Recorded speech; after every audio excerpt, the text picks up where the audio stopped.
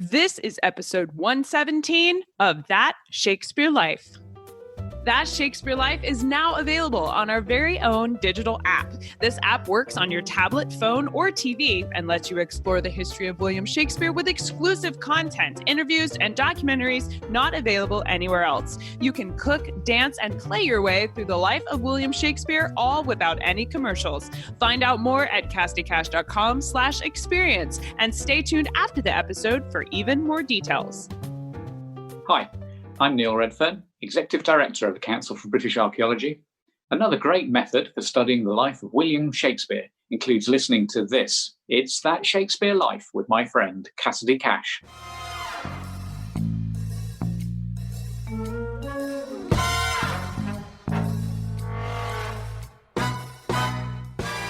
Thomas Cromwell was in discussions for an alliance with a Protestant-leaning entity, and he was also looking for a wife for the king. And he sent Holbein to paint Christina of Denmark, but the possibility of a marriage with the Duke of Cleves' sisters came up. And there were varying reports about the quality of these two ladies. They discussed sending someone to paint them. And in July of that year, they sent Hans to Cleves, and he painted the now infamous portrait of Anne of Cleves. Welcome to That Shakespeare Life with Cassidy Cash. Cassidy believes that if you desire to successfully learn or perform Shakespeare's plays, then understanding the real life and history of William Shakespeare himself is a must. That Shakespeare Life is the podcast that helps you go beyond the curtain of some of Shakespeare's most iconic works and explore the world of early modern England as Shakespeare would have lived it, learning from the writers, historians, and performers who know it best. And now, here's Cassidy.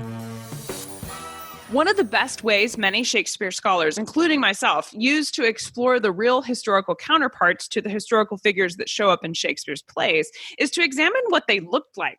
Centuries before the advent of photography, when you wanted to capture someone's likeness and preserve it, history used paintings. People like Henry VIII, Anne of Cleves, Jane Seymour, Edward VI, and many others were all given this kind of immortality when they were painted by Hans Holbein the Younger, who is arguably the best portrait artist in history. At least that's my opinion. Hans Holbein the Younger showed promise for a very young age as a portraitist and was encouraged by his father, Hans Holbein the Elder, who was also an artist, to pursue his unique talents. While firmly a citizen of Switzerland, Holbein worked routinely to undertake the long commute from Basil, Switzerland to England, as well as France, to paint some of the world's most famous figures, many of whom would find new life in the performances of plays by William Shakespeare. Holbein couldn't have known in the early 16th century that just a few decades after his death, a young playwright would give the world an entirely new reason to study his paintings. But nonetheless, Hans Holbein has a place in the study of the life of William Shakespeare and indeed the life of England herself. So for this week, our guest, Susan Abernethy, is here to introduce us to Hans Holbein and how a young boy working in his father's shop would grow up to be friends with and the official portraitist for some of the world's most notorious figures in history, as well as some of the most notorious figures from Shakespeare's plays. Susan Abernethy has a degree in history and is a member of the Rocky Mountain Medieval and Renaissance Association.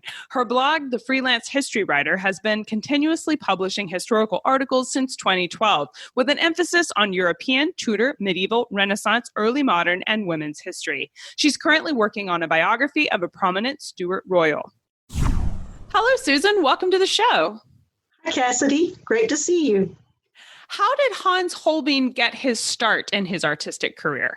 Well, Holbein's father, Hans Holbein the Elder, was an accomplished artist himself, and in his hometown of Augsburg, he had a studio that took commissions for various works of art from customers. And he wasn't very good at handling money. He wasn't good at his finances. So Hans Holbein the Younger and his brother Ambrose worked in the workshop, and they helped out their father. And this is where he obtained a complete grounding in the technical processes of art. And he was also encouraged with his talent in portraiture, because this showed itself when he was a young man, a young boy, actually. He was very good at portraiture. Wow, from very young age. That's surprising. Yes. Mm-hmm. Susan's research article about Hans Holbein, which I link to for you in today's show notes, says that Hans Holbein the Younger got his start as a portraitist with his portrait of Erasmus in 1527. Susan, this is a specific career choice for Hans, or is this portrait specifically commissioned by a patron? Well, because of his father's financial mismanagement, the family was forced to move from Augsburg, and they ended up in Basil, in what is now Switzerland. And the humanist Erasmus, by that time, was a famous and revered personality in Basil. He was actually kind of like a superstar. And he was a magnet, and other humanists would come to his personal circle. And young men from Augsburg were well accepted into this circle. So Hans was a part of it because he had an obvious talent, and he also was very accepting of some of the avant-garde ideas, such as reform of the Catholic Church. Another thing was Erasmus enjoyed having his portrait painted, and he would have copies made, and then they were given to his friends. So Hans Holbein probably painted that portrait from life, and he was paid by Erasmus for the portrait. Before coming to England in 1526, he started in France looking for work at the court of King Francis I. Susan, was Hans not well received in France like he had been in Switzerland, or would be, I guess? Yeah, some of his biographers believe that he did travel to France, probably in 1523. The portrait of Erasmus that we just discussed was from the beginning in the possession of Hans Holbein's patron and best friend, Bonifacius Amerbach. And Amerbach was in France at that time studying law in Avignon and then later in Montpellier. So Paul Gans, his biographer, believes that he hooked up with some friends and traveled to France with them, taking this portrait with him. And he delivered it to Amerbach there. After this time frame, Paul Gans believes that Hans's drawings show that he had seen some of the refined architecture of some of the Renaissance towns, such as Besançon, Dijon, Lyon, and some of the others. And he also argues that Holbein may have met or studied at the studios of Jean and Francois Clouet, who was the great portrait painter at the court of Francis I. And there's even some speculation that he might have met Leonardo da Vinci, who was living in France at the time. But Hans never had any intention of staying in France because he was a confirmed citizen of Basil, and his workshop and his reputation and his patronage were all there. So he did return to Basil. Sir Thomas More, author of Utopia, was Hans's main in with the social elite in England, where he gained commissions there in 1526. But by the time he returned to England again in 1532, that connection had fallen out of favor as a result of Henry VIII's separation from the Catholic Church. Susan, how did Hans Holbein the Younger go from a dissolved connection with Sir Thomas More in England to being a personal favorite of the Boleyn family? Mm-hmm. Well, Hans did have some contact with the Boleyn family while he was in favor with Thomas More.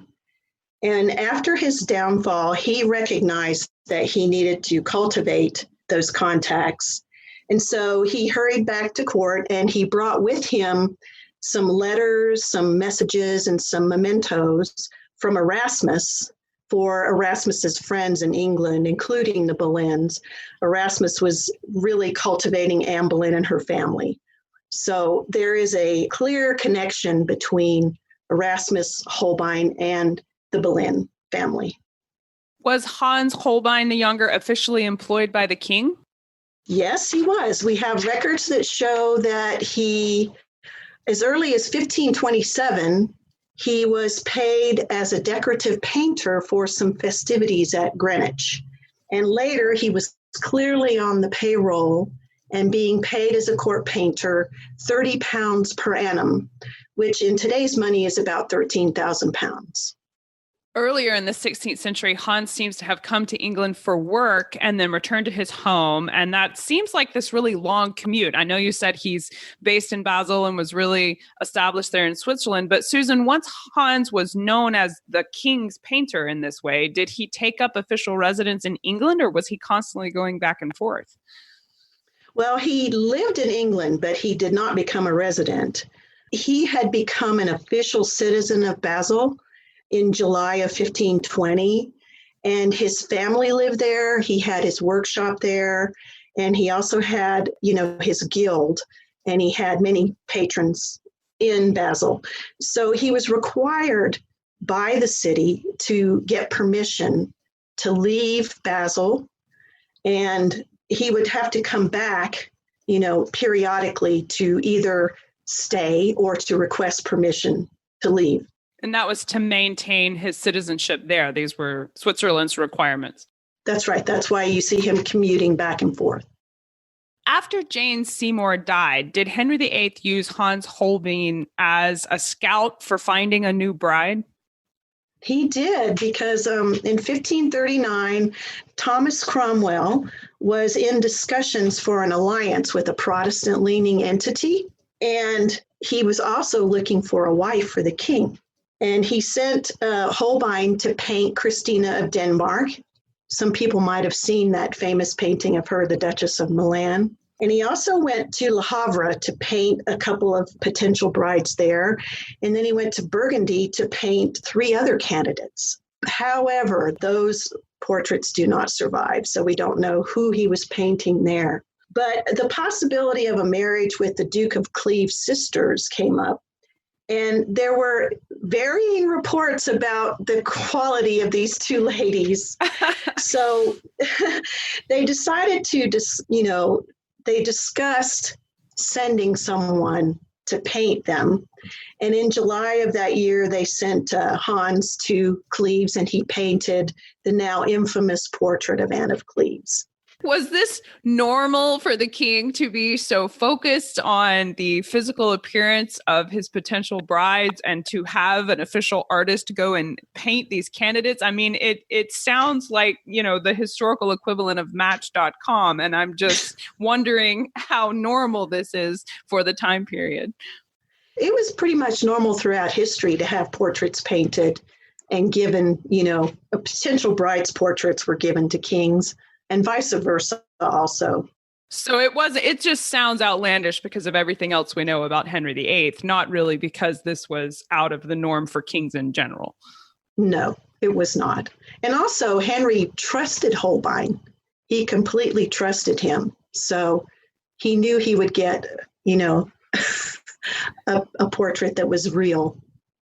Well, I don't know how that worked out for him, though, because I have read that Henry VIII found that Anne of Cleves in person didn't exactly match Hans's portrait of her. What happened to him in this aftermath here? Well, amazingly enough, Hans remained in royal favor and kept his job as the court painter because Henry did not blame Hans for the debacle.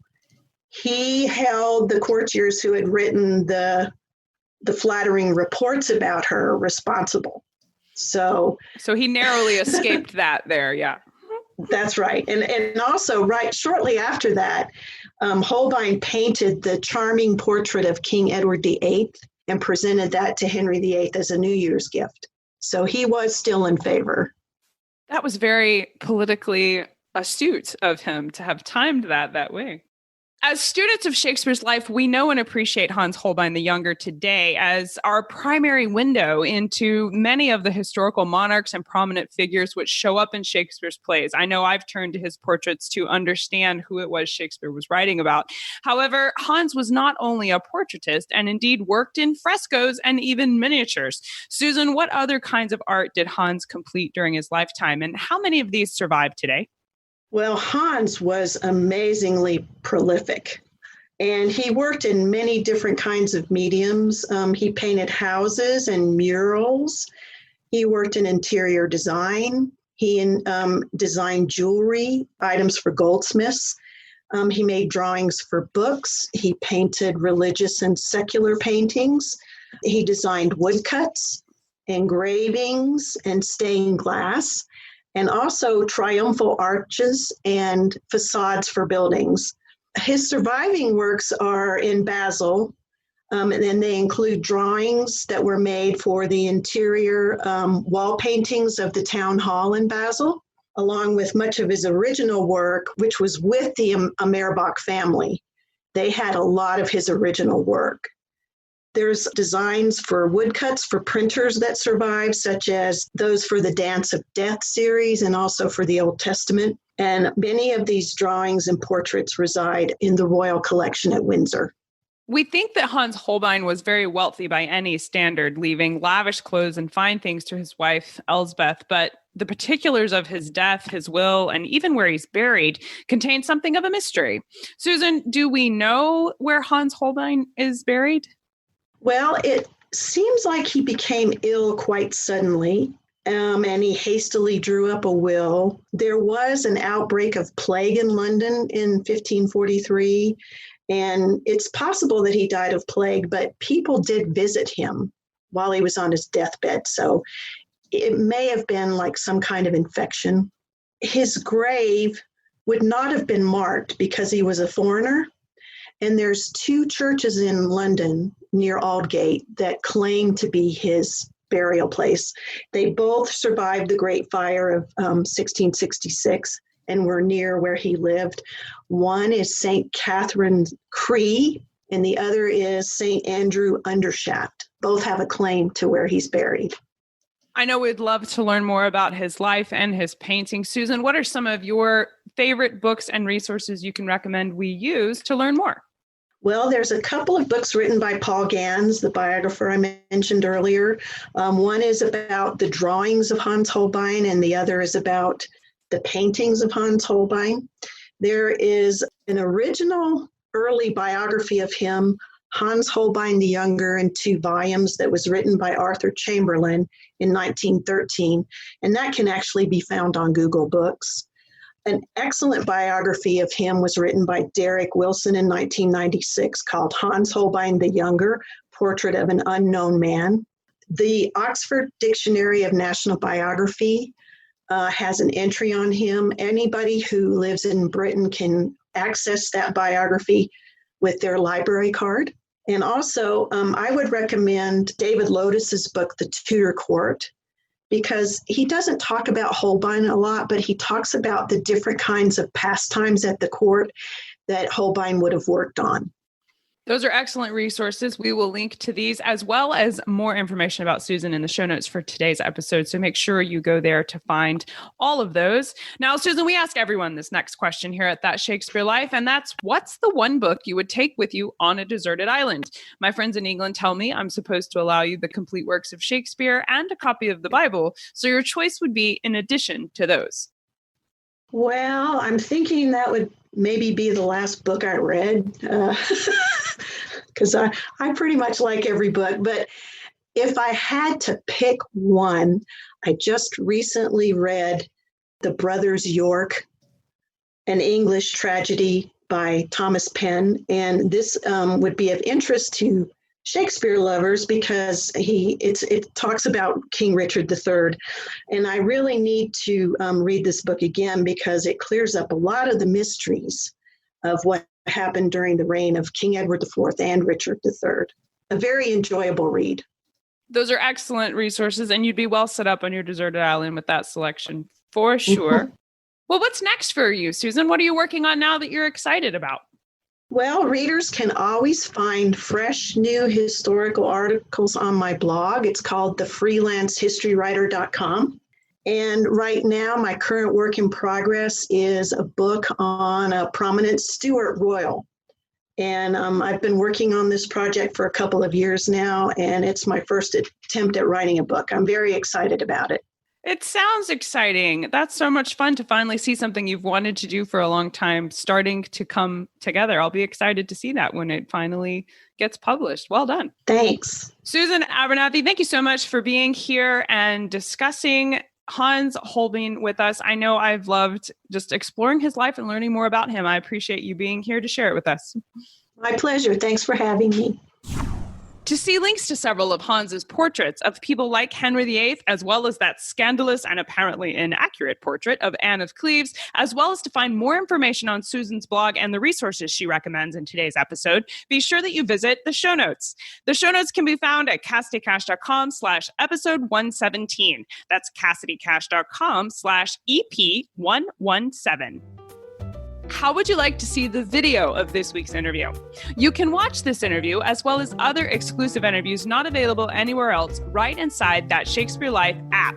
That's right! That Shakespeare Life is now streaming on our very own digital app. We are very excited to make this available, and not only can you stream podcast episodes anywhere you go, but the app contains exclusive content like activities, games, documentary shorts, expert interviews, and animated plays, all free from ads and available anywhere you might be. You can learn Shakespeare's history from the experts who know him best while you're in the carpool line, cooking dinner, or even while you're working out. Take Shakespeare history with you wherever you go, all without any commercials. Download the app now at CassidyCash.com/experience. That's CassidyCash.com/experience. That's it for this week. I'm Cassidy Cash, and I hope you learned something new about the Bard. I'll see you next week. Bye-bye. Thank you for listening to That Shakespeare Life. As always, the best conversations happen after the episode over at CassidyCash.com. Become a part of a vibrant Shakespeare conversation by adding your voice over at the website. Until next time, remember, when you want to know William Shakespeare, you have to go behind the curtain and into That Shakespeare Life.